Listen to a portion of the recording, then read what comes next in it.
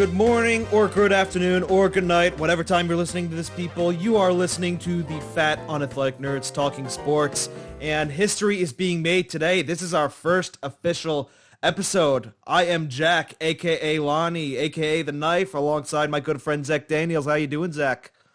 What's going on? Oh, just watching the Phillies close out the Mets, and it froze on me. Great, that's cool. Whatever, it's 8-2 right now, and there's one out. So I'm thinking the Phillies are about to go to 5-1, and I'm feeling great about it. So, how's the Yankees doing? Well, they were up 1-0, but of course they can't hit in a good situation, and they ended up. They're only down 2-1, but come on, guys. We'll get into that whole debacle.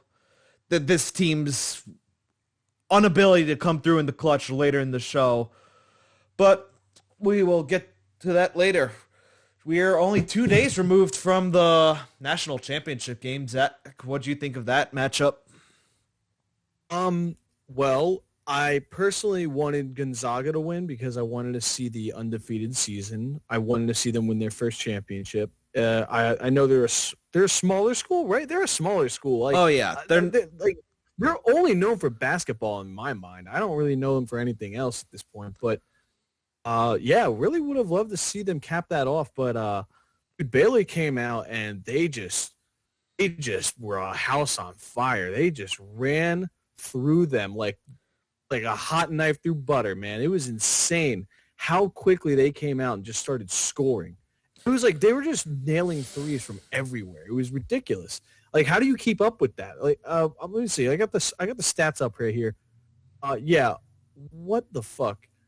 Gonzaga was 5 for 17. What was Baylor? 10 for 23. Yeah, that's gonna do that. That's an extra 15 points right there. I mean, they won by 16. And Gonzaga, I think, missed free throws at the end of the game that were very crucial, but. Do you think? Were you watching that, Jack? Did you get to watch it? I know we were recording our trailer when that happened. So, I mean, we watched the first half of it. Basically, we saw the first few minutes, and we were basically like, "Stop! He's already dead." I mean, Gonzaga did make things a little bit interesting, but Jim Rome said it on WFAN the next day. It's really not an insult to Gonzaga. They just ran into a buzzsaw, basically, and that was Baylor. But yeah, just like you, I was hoping for Gonzaga. They are a very big basketball school. As far as, if I'm not mistaken, they don't have any national championships, though. And I don't know how many times they've been to the Final Four, but they are definitely not a Power 5 school. They're in the WCC, if I'm not mistaken. Baylor's in the Big 12. It would have been really cool to see a small conference school knock off a Power 5 school. Nothing against Baylor. It's just, it makes for a great story. Did you hear an ad playing? I must have had a window open with an ad playing. But yeah, I agree. The fact that they're not in a Power 5 school, really fucking sucks because throughout the season we have to sit there and watch them. Oh yeah, Power 5 conference. Same. You understand what I'm saying? The point is, you don't get to see them play the Michigans, the Ohio States, the Florida States. I know they had a good run. Illinois, they don't play. I'm thinking Big Ten just because I'm a Rutgers fan, but we don't get to see them play these high rep schools. So we just have to think. And they were destroying everyone in their path, though. That's the thing. Up until UCLA came in and played a defensive game, I mean, they were just running through everyone. They looked unstoppable. Up until that UCLA game, Baylor, they romped Houston bad. So they just came in. They took that same momentum, that same energy, and they just brought it to Gonzaga. It was pretty insane. Like, I mean, you thought it was going to be a good game, and then I think Baylor had like a 10-point lead most of the game. Throughout the whole game, it rarely went below a 10-point lead for them. It was kind of insane. What was the end of that half? They were winning by more than 10, I believe. I mean, I think it was. I don't remember. I was keeping tabs on it. But like you said, we were doing the recording for the trailer tonight. But yeah, anyone who has watched the trailer, in case, is probably thinking, where's Brick? Where's Darley? You'll hear from them in a little bit because we did record a segment because they had some errands to do tonight. not the end of the world. We'll hear from them in future episodes and whatnot. But yeah, I don't think it's a situation for Gonzaga, say like Notre Dame football, where like Notre Dame, every time they're in a big game against a big school, they just get absolutely manhandled. I mean, Gonzaga did make it a little interesting. And you know what? Gonzaga did beat UCLA, which is a very prominent basketball school. So, but they were also an 11 seed. So, I mean, honestly, I was rooting for UCLA a little bit. Like, I kind of wanted both. Like, it was the David versus Goliath factor, and I really wanted UCLA to kind of pull the upset off. And they almost, the ending of that game was way more fun than the championship. That game was so much more fun. That overtime buzzer beating 3 after the 2 to tie it up was insane. That was one of the best, and they've been saying that that's one of the best games in the history of college basketball, or at least in March Madness. Like that game was just so intense. And then you go to the championship game and you think, wow, Baylor and Gonzaga, they're gonna make fireworks, and all the fireworks were from Baylor. It was over. It wasn't over. I never want to give up on a game too early, but it just didn't feel like it was going to get any better. It really didn't. It really didn't. They just had the pedal on the get. Whoa. What's that phrase? Pedal to the metal. Yeah, that phrase. It just had the pedal to the metal the whole fucking game. Like, it was insane. It was absolutely insane how dominant they looked compared to Gonzaga, who looked dominant the whole tournament. So, yeah. I mean, what was I going to say? It's great that we did have a good March Madness, at the very least a good Final Four, especially that UCLA and Gonzaga game. And we needed that, considering we missed it all last year. I mean, I remember being in Connecticut when the shit hit the fan, the day with Rudy Gobert. Yeah. But yeah, at least it's some return to normalcy. We're slowly but surely getting back. I mean, I saw Texas. The Texas Rangers had a full house recently, but that was so cool. But I know people are going to be upset at that. But hey, I mean, that's their state, you know, that's their rules. And I personally loved it. I thought it was awesome. And, even with the I'm sorry, Jack, even with the smaller crowds, honestly, I'm listening to Phillies games. It sounds so much better. Yeah, it does. So much better. Yeah, some people will probably look at that. Some people will be like, oh, great, this is return to normalcy. Or some people will be like, oh, we're doing this too early or whatnot. I'm not going to get into that. I said during the trailer, I don't want to politicize any of that. But yeah. But no, it's just in general, no matter what, whether it's 45,000 in Texas or 8,000 in Philly, I love hearing actual voices rather than piped in noise. It just doesn't sound natural. It isn't natural, and it just doesn't have the same feel. Like I'm watching the Phillies game and they're like, let's go JT. You just hear that out of nowhere. You never got that from the piped in crowd, so it's just different. It's just different. I'm glad it's all coming back. And yeah, this was a great March Madness, the first March Madness in 2 years. It's definitely worth it. And Baylor, I mean, like, we're number 1 seed, but no one was talking about them. Everyone was talking about Gonzaga. It is kind of cool seeing that probably lit a fire up under their asses. Like, we're a number 1 seed. You're not talking about us. Yeah. That's got to be an extra motivation factor for the. Yeah. I forget what's the name of their team. I want to say the Bears. Yeah, the Bears, the Golden Bears, I believe. Yeah, if I'm not mistaken. Look at me looking all this stuff. I'm right on it. I'm right on it.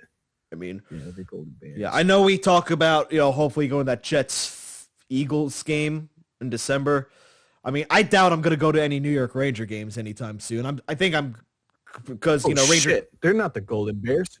Ooh, what are they? They're the Bears. I'm sorry. Oh, just the regular Bears. They're just the Bears. I'm thinking, what is UCLA? They're the Bruins. We're not off to a good start. We're not off to a good start here. We're getting our team names wrong, but it's college. Who cares? Yeah, college. We always the kids get paid.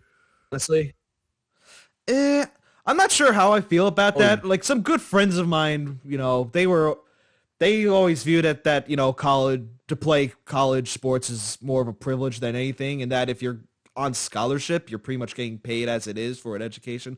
But that's a whole issue. I don't necessarily know how to get into it because I haven't really done that much research into it. I'm like, if they do get paid, I don't think they shouldn't get paid like millions like professional athletes, but at the very least, they got busy schedule with school and being an athlete. At the very least, food money and whatnot. If you've noticed how the NCAA seems to run things, I mean, it just looks like total bullshit. And I know like there's a whole money thing with, there's a money discrepancy between like men and women's athletics, but that whole gym thing where the girls got like rack of dumbbells was the worst thing I'd ever seen. I was like, you're really going to do this? Like, they still make lots of money off of these women playing basketball, and they're just going to give them a rack of dumbbells. I don't know. That just seemed ridiculous to me. I haven't actually seen a full range. What? I haven't actually seen that photo, but I heard things about it. But my God, dude, it's kind of pathetic. It really is pathetic. And then you look at like Reggie Bush getting his Heisman taken away because his parents, who were, probably didn't have the most money. I think they paid like something. I don't remember exactly. I just think it's so stupid to take away accolades and take away scholarships and or deem them ineligible for anything money related. These kids are putting their bodies on the line. I think there should be some sort of compensation. You can say education all you want, but we all know the reason they're actually there. Yeah, I remember there to try and play sports. So it's just a little, I don't know, Yeah, I remember that's what we have to really dig in. Yeah, I know. I remember being in school, like I took a sports writing class from my professor. Sup, Professor Bondi, if you're listening to this. I doubt it.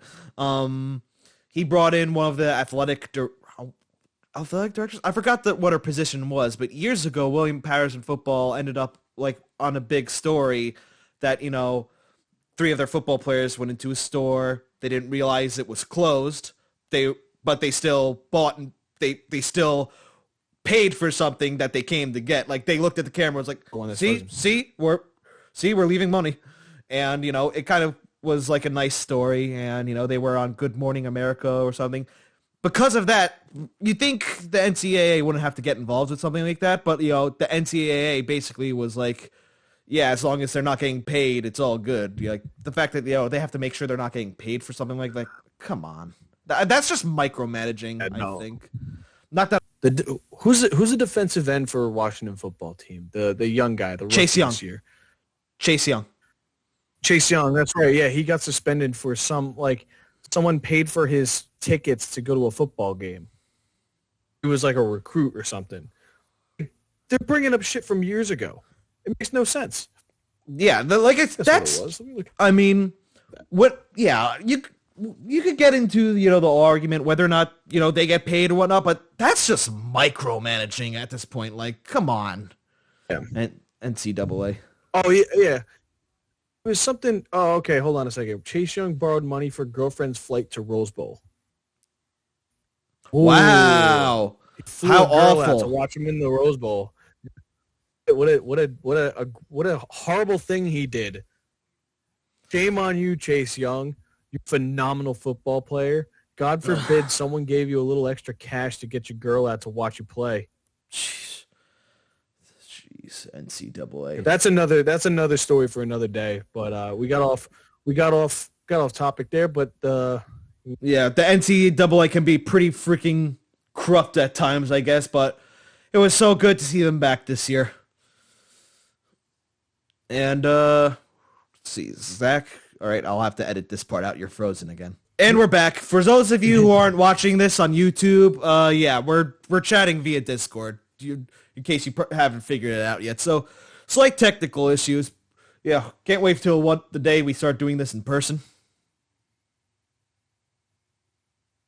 Yeah, really.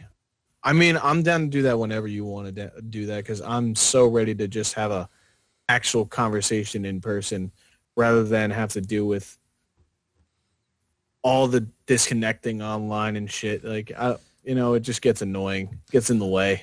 I mean, I like my little makeshift studio. We want to move on. I know you have a nice studio. I'll have to come through and do it up for you so we can have our clashing heads. Exactly. Got my jerseys that basically don't live past the 90s. Well, except Jeter. That's a 2009 Jeter jersey. And I'm pretty much this is for all of you who can't see. I got, for all of you who aren't watching on YouTube, basically behind me I got a Leach jersey, a Ewing jersey, Jeter, and Corbett. And yeah, I'm basically full Randall Graves right now with my outfit. If you haven't noticed it back. The flannel, the backwards hat. Since you said that to me, you honestly do look like Randall Graves now. Every time you wear a flannel, some shirt, and then and a hat backwards, I'm like, holy shit, you kind of do. If you just get, didn't he have like a little curly hair too? Just got to get a little curl going. He had like a little curl that went out the bottom of his hat. Yeah, it was at the end of it. Yeah, yeah, but yeah. Difference is I'm just looking like a what? Oh, I don't know. See, this is why I don't like doing Discord. Yeah, that's the lag. The lag. We got to do this in person so we don't have that stupid lag, man. It's so painful sometimes. He wore a Devils hat. I'm wearing a Rangers hat. I'm wearing a Yankees Rangers shirt, if you could tell what this is, Zach. Blue shirts? Yeah. What the fuck are those? The Rangers. This was made by Rangers, really? Yeah, that's their nickname, the Broadway Blue Shirts. Because 2014 they played a game at Yankee Stadium, and a Rangers fan site called We Bleed Blue made this for the occasion.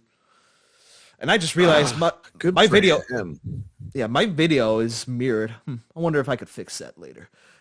Maybe Steve will one day show me. But anyway, let's get into our segment that we talk about on the Jets move regarding Sam Darnold.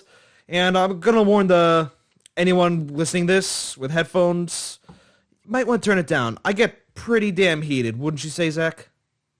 Yeah, I'd say heated is an understatement. It was goddamn hilarious. It was fantastic. Yeah. But the good news is we do get to hear from Darley and Steve that segment. So, right. Well, let's hear what I had to say on Monday night.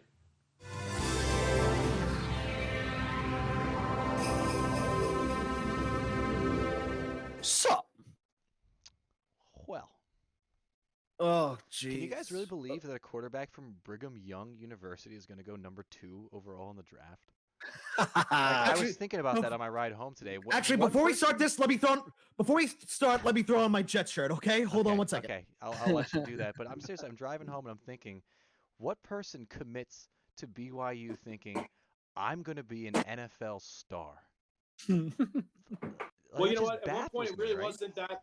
At one point, it really is plausible because at one point, BYU was slated to join the Big 12 in the recent expansion talks not too long ago.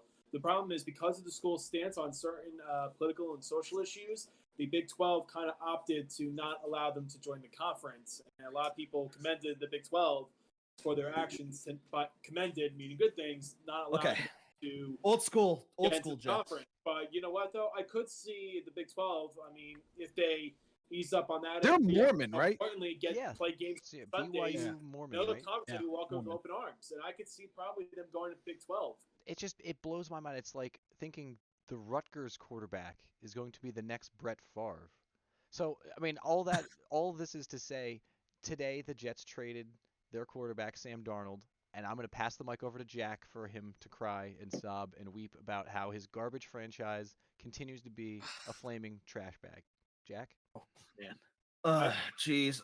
I don't know where to freaking begin with this franchise.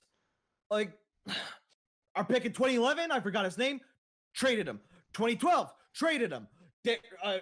Calvin Pryor, traded him. Leonard Williams, traded him. Darren Lee, traded him. Freaking Jamal Adams, traded him. Do we ever keep a first-round pick on this team? Do we ever? Darrelle Revis, that's it. Yeah, once. Or maybe Nick Mangold, freaking DeBrickashaw Ferguson. God forbid this team actually... Well, when you look at this team's draft history, it's just flat out abysmal, okay? They took Ken O'Brien over Dan freaking Marino. They passed on Warren Sapp. Okay, I'm getting off the topic. Okay. DeBrickashaw Ferguson, one of the best names in the world. I love it. DeBrickashaw Ferguson is in the Hall of Fame of names. Okay, now let me get on this trade. Because here's the thing. I was probably one of the few Jets fans that wasn't happy when we drafted Darnold. Because my thought process was, Oh God, another quarterback from USC who's turnover prone. We never seen that before. Granted, Darnold showed glimmers of potential, but you know what?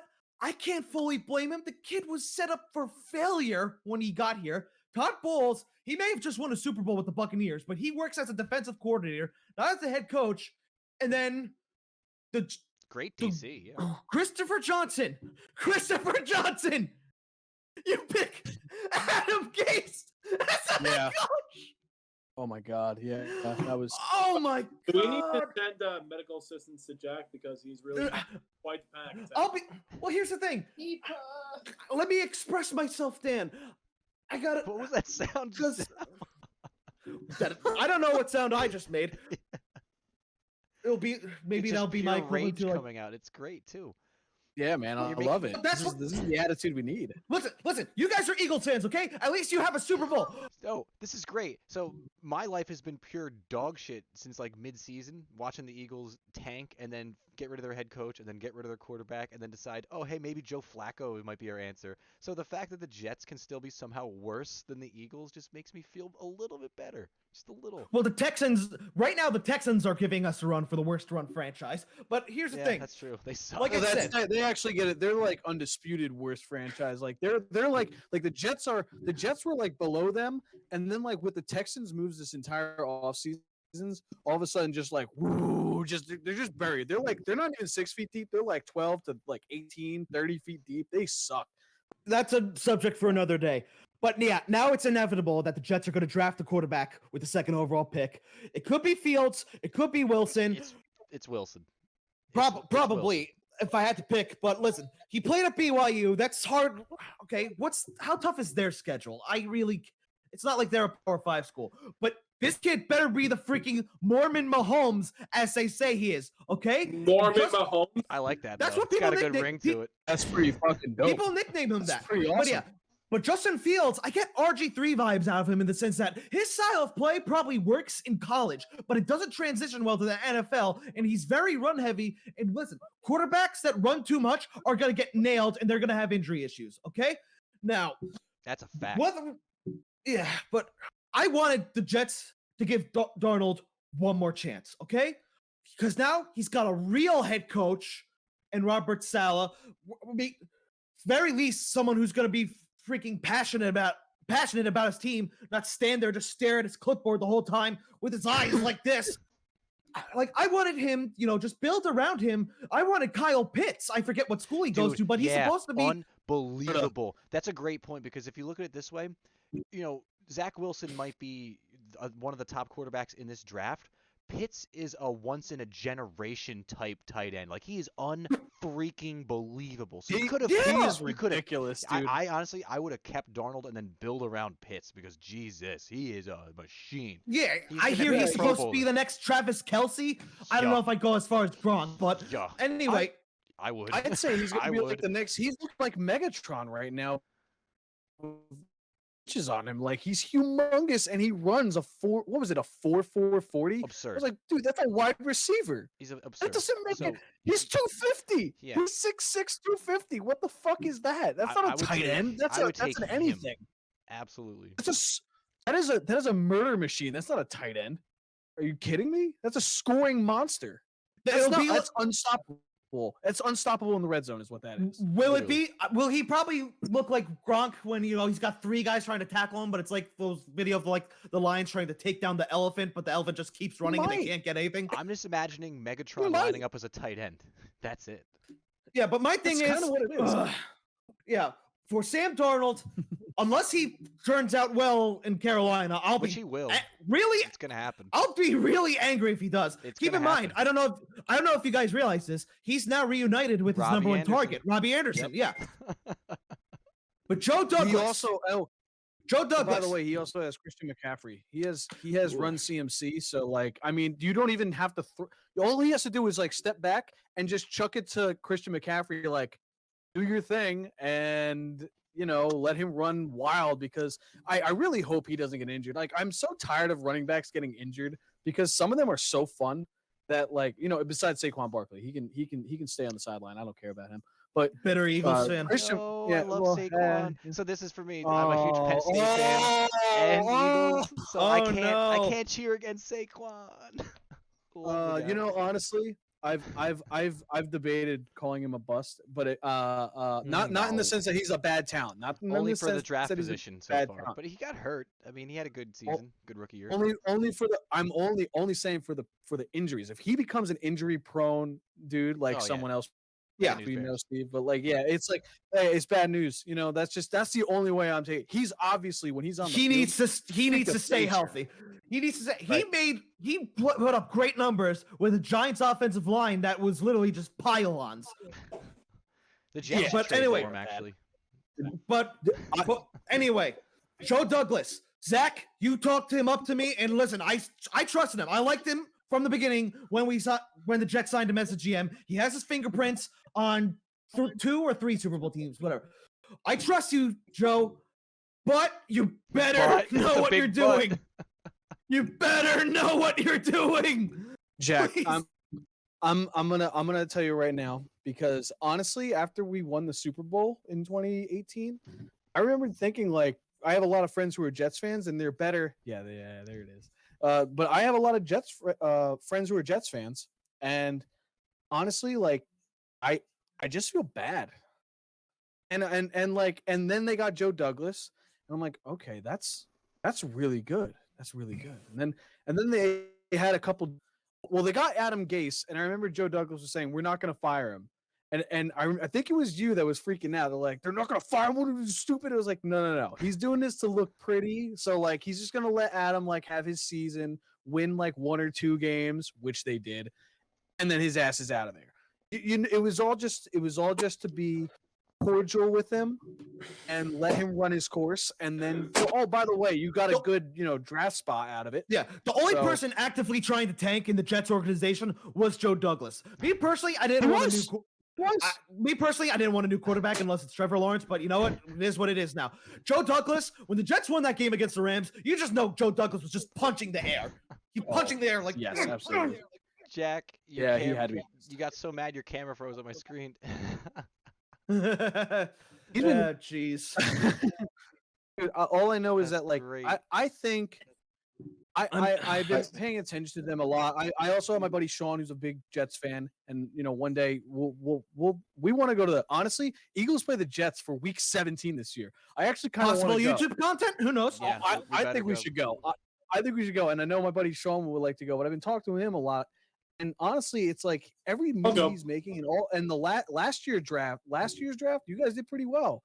The thing is, you had Adam Gase. Yeah, because last year Joe Douglas did something that. Sorry, Zach, but last year Joe Douglas did something that the previous Jets GMs didn't do. They drafted by what they needed and not necessarily the best position available. Right. See, and that's what I'm saying. As long as he's so good in the draft, but also you have a lot of draft capital now. You can keep making moves, but I think he's loading up for next year. So they're going to get worse this year, and they're going to load up next year. So they're going to have tons of draft picks. They're going to get a bunch of younger talent. Maybe free up some money if they can, and get some free agents. I know next year with after the COVID thing happened this past year, I know next year they're talking about a major jump in salary cap or something along those lines of free agency next year. Everyone this year is just taking 1-year prove it deals, and then next year they're gonna try and get the big bucks. So I think they're gonna. I think they're on the right track. The problem is, it's a cursed franchise. So we just kind of let it play out. Dan, you want to weigh in on this at all? I mean, watching the New York Jets, they no words. You used to be a Jet fan, and then you did the smart thing, and you stopped watching them. Yeah, you gave up on the Jets a long time ago. You know what? Listen, you know what? I will say it's not my proudest thing, but I did it. But then again, why keep supporting an organization that consistently sets itself up for failure and continues to put a product? I mean, look at Jack right I tell my friends who are season ticket holders, stop giving the Johnsons your money. Stop giving the Johnsons your money. They don't care if the Jets are good or bad, because guess what? We still pay for tickets. Hey, we still give them our money for a dog crap team. This guy's just sitting around waiting for the Jets to be good. Yeah, that's me in 50 years. Okay, for those of you who aren't watching, Steve just pulled out his skeleton. But listen to this, okay? I told Joe and Evan this on WFAN a few months ago, okay? My fiance and I, we agree on every sports team. She's a Yankee. Most importantly, she's a Ranger fan. That's the most important thing, like me. She's a Yankee fan like me, but she's a Giant fan. And I pretty much already surrendered. Babe, it's okay. You can make the kids Giants fans. I'm not going to pass on this suffering to them. If you love their kids, do not make them Jets fans, okay? My father apologizes to me at least once a year for making me a Jet fan. It's like inheriting a genetic disease. Oh my God, I love that. Jack is engaged. Oh man. Oh, we got our first well, that would make him rant happier, of the Jack, show. Okay, Jack. Oh, Jack, holy shit! You're scaring our listeners, Jack. You're scaring our listeners. Oh my God. I'm in tears. I feel like this. I've shown you this, Zach. Dan, you probably remember this. But there was this guy in Buffalo. He called to rant about the Sabres and the Bagulas. And he went off on like a 5-10 minute rant, just yelling about how this team sucked the passion out of him. I didn't know if the Johnsons are necessarily as, bad as the Pagulas. The Gabagulas. But jeez, Gabagulas. Gabagools. Yeah, here's the thing. You look at the New England Patriots owner, you look at Robert Kraft, as much as I despise that organization, as much as I despise that freaking flying Elvis logo, they have a culture there. That team is Robert Kraft's baby, okay? The Jets are a hobby to the Johnsons. No matter what, they're making money. Robert Kraft, the Patriots are his baby. Okay, Jack, listen, you gotta calm down, buddy. Okay? Listen, this is why... Well, have you ever had a team suck the passion out of you? Well, Jack, hold on. Jack, listen to me. Yes, you're gonna hear it first from me, folks. Yes. I, Man Darley, used to be a Jets fan, and I, Man Darley, decided to stop watching them. And the reason being is because of what this team is doing to fans like Jack. Here is a guy whose life is consumed by how horrible this team is, and I said, you know what? We got enough to worry about in our lives. I don't need any negativity. And this is a team that's going to put out a product that's not going to care about its fans, that I'm not going to care anymore. So I let him go, and you know what? I'm okay. And listen, only way this culture changes is if the Johnsons accidentally hire the right guy, which they might have done in Joe Douglas. Robert Saleh, I'm really excited about this guy.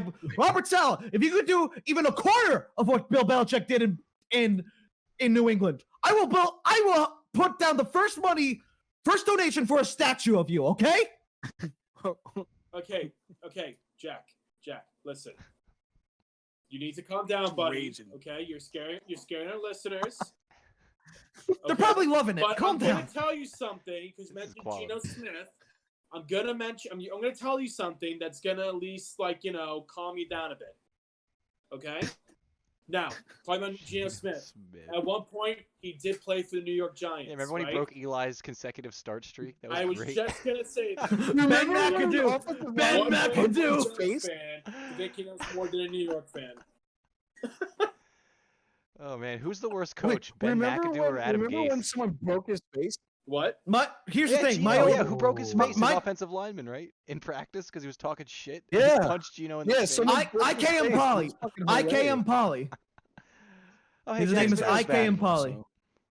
I think his name is IKM Polly. As Alejandro Villanueva when he came outside to stand for national anthem when the Steelers were in the locker room. Oh, jeez. But let's not get into that.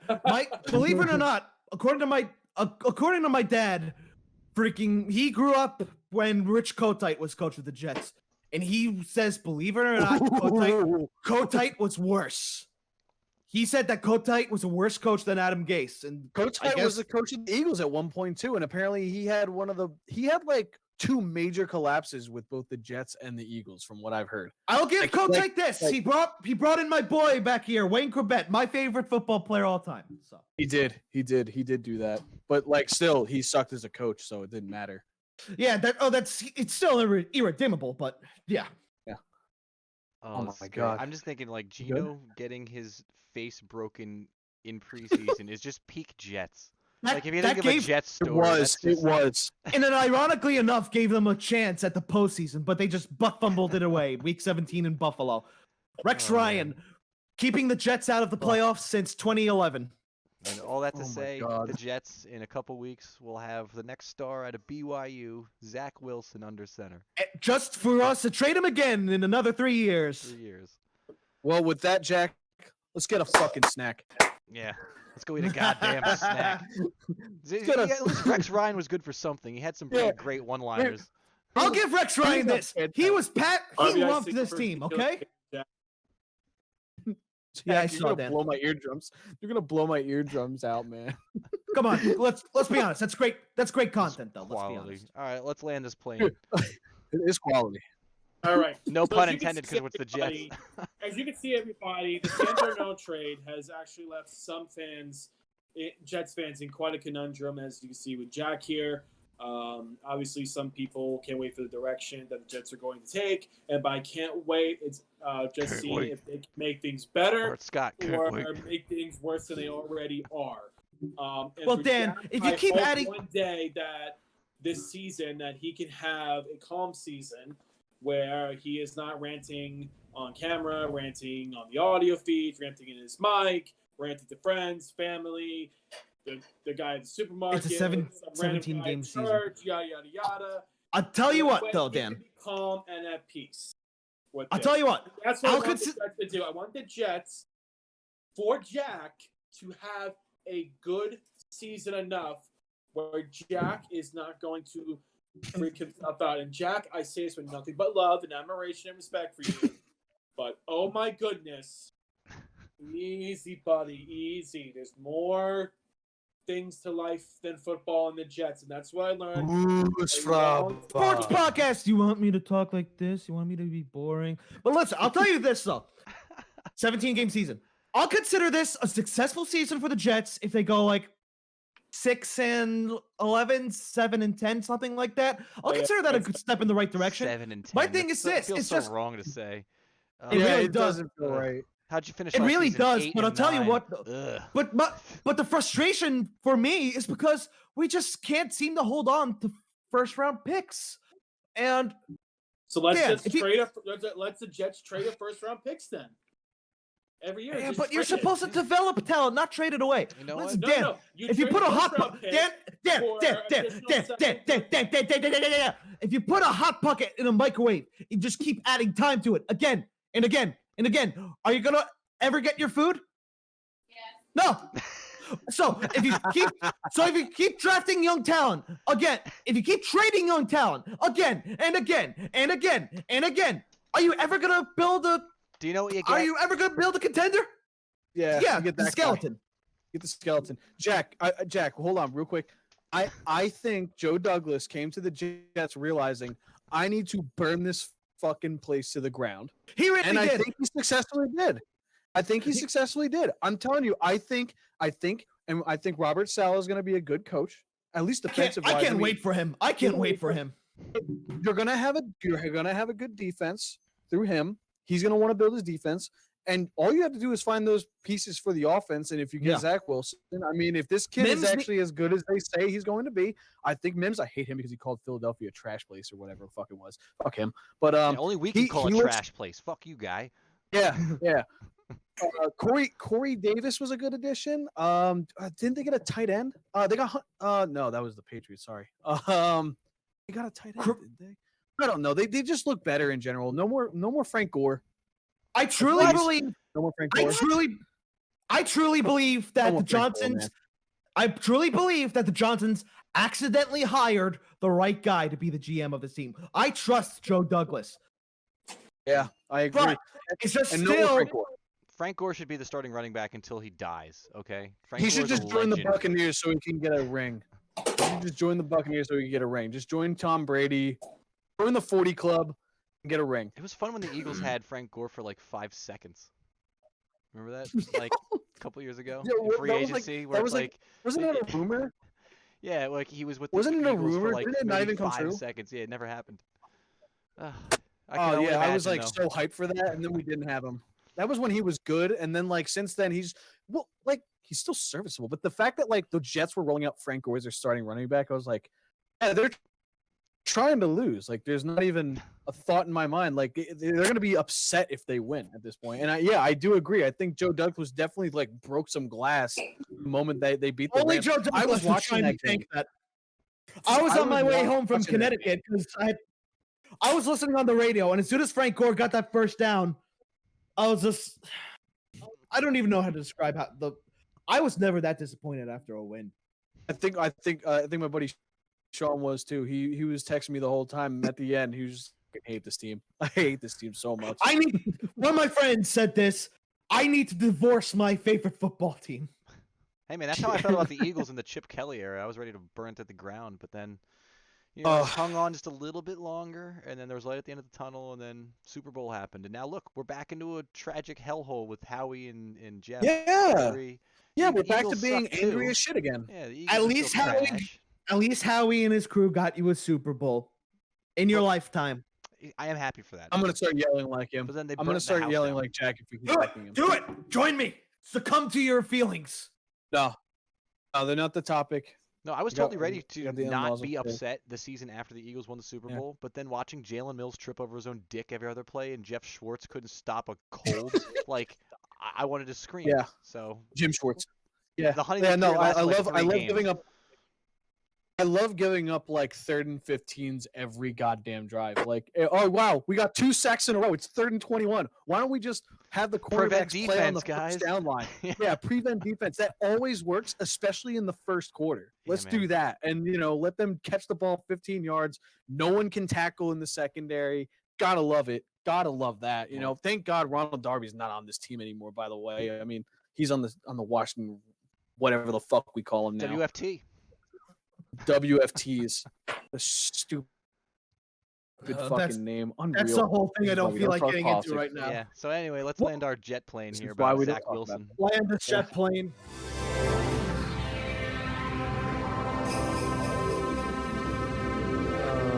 I warned you. I was upset. I mean, jeez. I still don't understand how this team just cannot, for the life of them, to hold on to first-round picks. Why'd I bring up Calvin Pryor as an example? Not the best example there. Leonard Williams. Not the best example. I mean, I was just trying to name things off the top of my head, and I could have used Sheldon Richardson. That was a much better example. Is he even still in the league, Sheldon Richardson? I honestly don't know, but you make me want to look it up now because, let's see. I think he is. Where did he go? I remember he got traded, or at the very least Browns last year. I know at the very least I think the Jets traded him to the Seahawks. I forget if we released him or traded him to Seattle. Right. But anyway, we talked. He went to the Seahawks, the Vikings, and the Browns. Yeah, right. You heard enough about me being upset about the Jets. Let's talk baseball, a sport where I'm frustrated with my favorite team, but nowhere near on the level as the freaking Jets. But yeah, what do you want to talk about first, Zach? Well, I guess the first thing I'll say is Rob Manfred, you fucking suck. I hate you. You're ruining this game. You're terrible at marketing it. You called the trophy what did he say? A piece of hardware. I think it was like a piece of hardware. Devalued a piece of hardware. Yeah, he basically devalued the biggest prize in the sport. I mean, you suck so much. And the rule changes, I think Steve would be more fired up about this than I would be. I know he has plenty to say on this, but I agree with some things he says, especially I read here, we don't see golf changing their rules to cater to a crowd that doesn't seem to give a shit about golf. Exactly. Let's be honest. Why do we have to change a game that's been around for over 100 years to cater people because attention spans have dropped so drastically in everyone? I mean, I'll admit I'm a huge baseball fan. My attention span has dropped a lot, and I'll even say this: watching a game on TV, sometimes if it's a pitcher's duel, I appreciate it. I love pitcher's duels. It's a little slower pace. It's really hard to get someone who's not fully into it to understand and connect the beauty of the sport. and it's all there's just less action, but like not every game can just be a 12-10 shootout. Like that would just be ridiculous. And also the game, people complain about the length of the games. If you have a 12-10 shootout, that game's automatically going 4 hours. It's just nonstop things like happening. People putting the ball in play and just people scoring nonstop. There's probably a review here and there. Oh my gosh, I don't understand why we have to change so many rules to cater to people who probably don't care nearly as much. Like, I understand you want to try and bring more people in, but also Rob Manfred has done nothing marketing-wise to help the sport. Like, no one knows who Mike Trout is. I understand that's partially his fault. That's a damn shame. He's kind of a laid-back dude. Well, yeah, I mean, it makes me think of NASCAR and how NASCAR's changed their playoffs, and the sport's been even going down even further with ratings, and similar things probably happening to baseball. But, yeah, I agree. I don't really know. I mean, like, I don't know what to do. I can't. I'm not gonna. I'm trying to offer solutions, but I just don't want them to change the game to the point that it's just not recognizable. I know the rule you hate. I absolutely hate I cannot stand that. I mean, the good thing is they kind of did like an NHL approach with that, where in the sense that like they don't do that in the playoffs. Thank God, because if they did that in the playoffs, that's freaking criminal. And if I remember correctly, the players agreed to this rule. Okay, I get it. You play a lot of games. Okay, you can't. It takes a toll on your body. I get that. But honestly, I'd rather the season just be shortened by like a month or a month and a half than have that rule. To be honest with you. Yeah, I 162 is a lot of games. I have thought about that. 162 is a lot of games. A good friend of mine. I don't know about a month. I don't know. I mean, I was just thinking, that would take off like 30 games or so. But like a good friend of mine said, one of the reasons these guys take steroids or get into PED troubles is because their bodies deteriorate over having to play this game so much over the course of 9 or 10 months. It is interesting, but that probably is why baseball was so fun in the 90s. I mean, everyone was hitting they were left and right. They were juicing the balls. The players were juicing themselves. Yeah.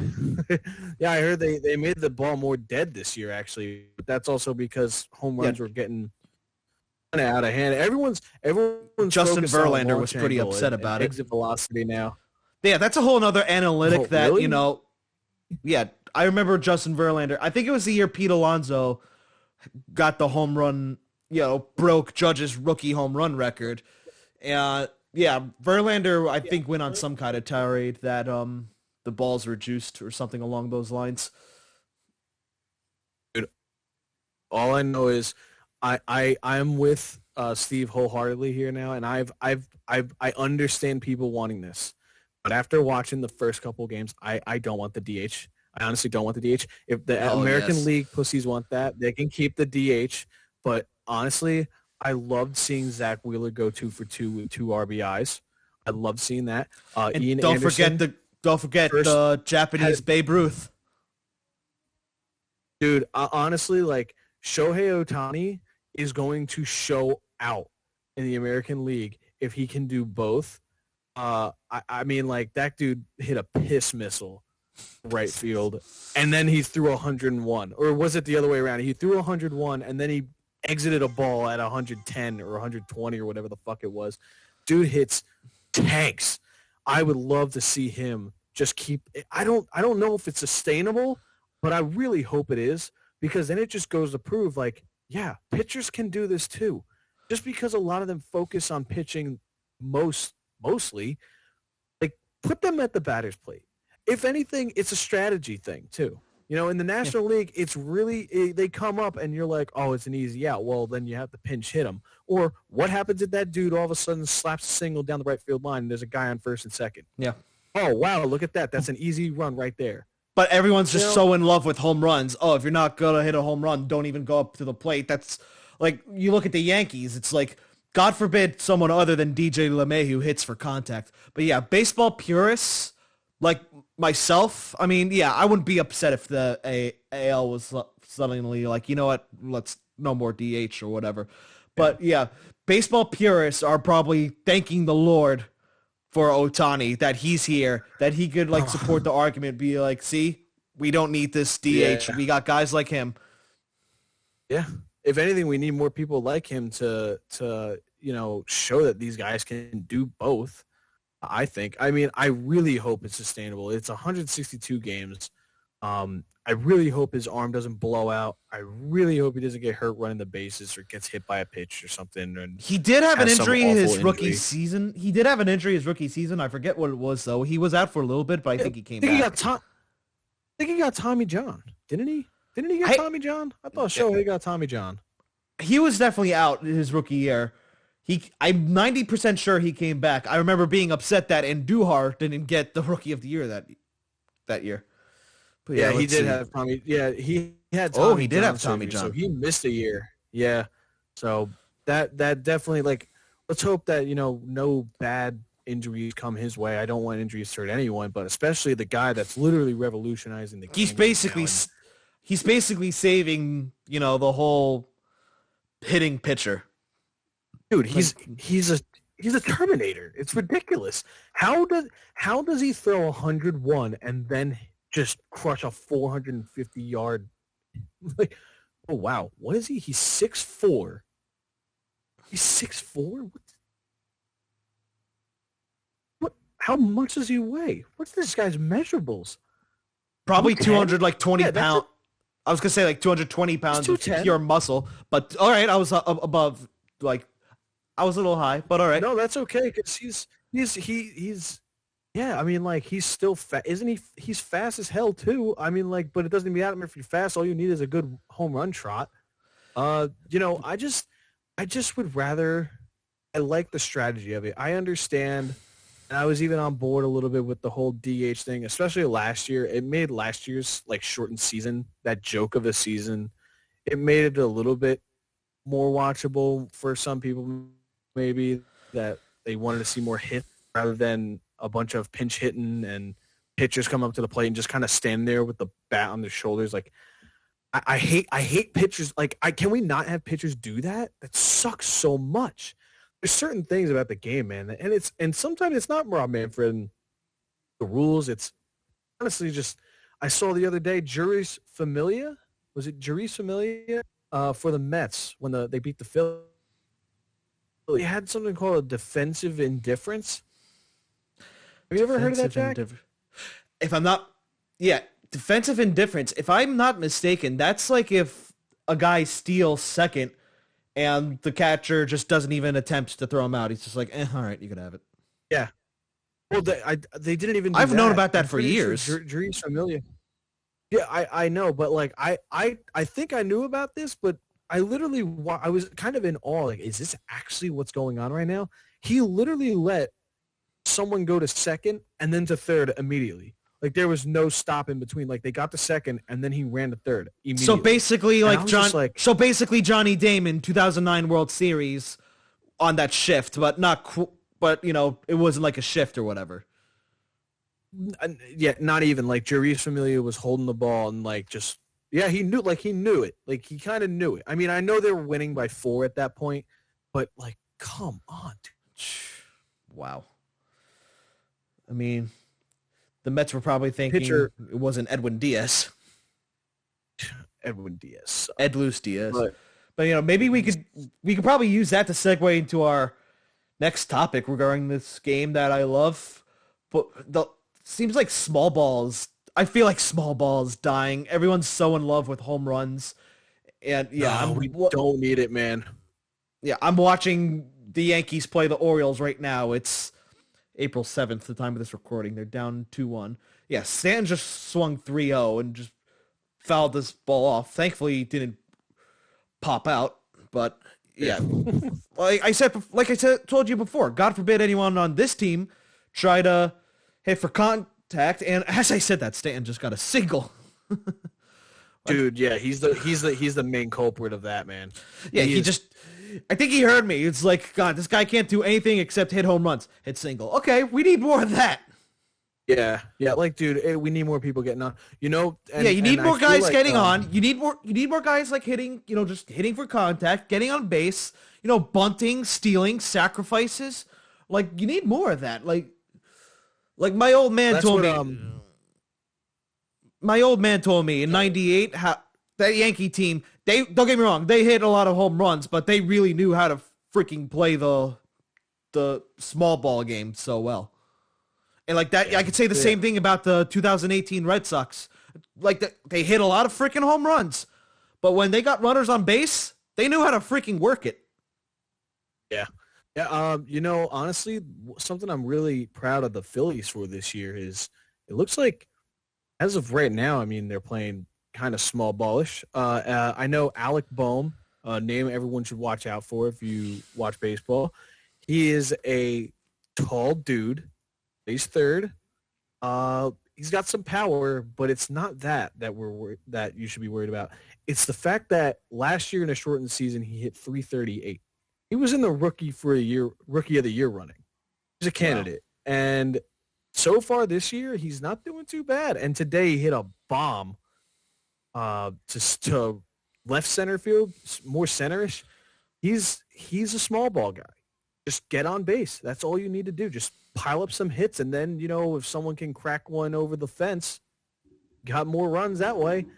I think, and Bryce Harper dropped down a bunt. Like, get the fuck out of here. You're not stopping that. Yeah, if everyone shifts on me, I'm bunting to the other side every time. Eventually, they'll stop doing that. It reminds me of Cook. Do you remember Sean Figgins? He played for the Angels. Yes, very fast. In 2008, I think it was. He had a quote that said, like, home runs are good, but at the same time, they're rally killers because, okay, you get the run or runs if there's people on, but now the bases are empty again. It's a fair way of looking at it. Yeah. It's like you have to restart the run.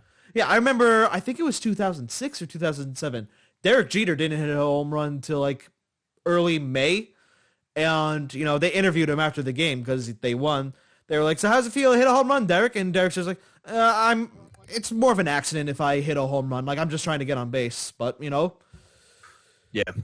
Yeah, Derek Jeter is definitely more of a contact hitter, and that's what made him so great. I mean, it's fitting that I hate the Yankees, but it's fitting that his final at bat was a game-winning walk-off hit. Like his signature Jeterian swing. It was poetic. It was honestly beautiful. It's cool seeing stuff like that, Yeah, it really was. All right, you should watch the first round of the NFL draft because that is always an absolute banger. And also, so many surprises happen that it just gets. I feel like the Eagles are gonna make me mad, and if we have me and Steve, it's gonna be a fantastic reaction because I feel like they're setting us up to be angry. I feel like Eagles fans don't need that. Like, we're already angry. Yeah, I was going to say. They're setting us up to get angry. You don't need to build another jail in your stadium. But, yeah. That's so old, but at the same time, yeah. It is what it is. I mean, I guess it's Zach Wilson for the Jets, but, yeah. It's on the draft. First round of the draft is April 29th. Happy birthday to me. So, yeah. I'd be totally down for that. Good stuff. Yeah, let's make it a party, bro. I have the same birthday as Dale Earnhardt Sr. and Jerry Seinfeld. That explains why I'm so hilarious. My fiance just heard that and was like, oh, God. Jerry Seinfeld? Oh, my God. All right. It's hilarious. Anyway, I think that's going to wrap it up. Anything else you want to add, Zach? Fuck the Giants and fuck the Cowboys. Uh-oh. I don't know. I should just sign out every show like that because that's just how I always feel. When people are like, what's your first thought on sports? Fuck the Giants. Fuck the Cowboys. Well, they'd hear that and be like, oh, he's like, if they didn't know about you, like first seeing you, then they hear that and they'll be like, oh, he's a Philly guy. So, all right. Yeah, exactly.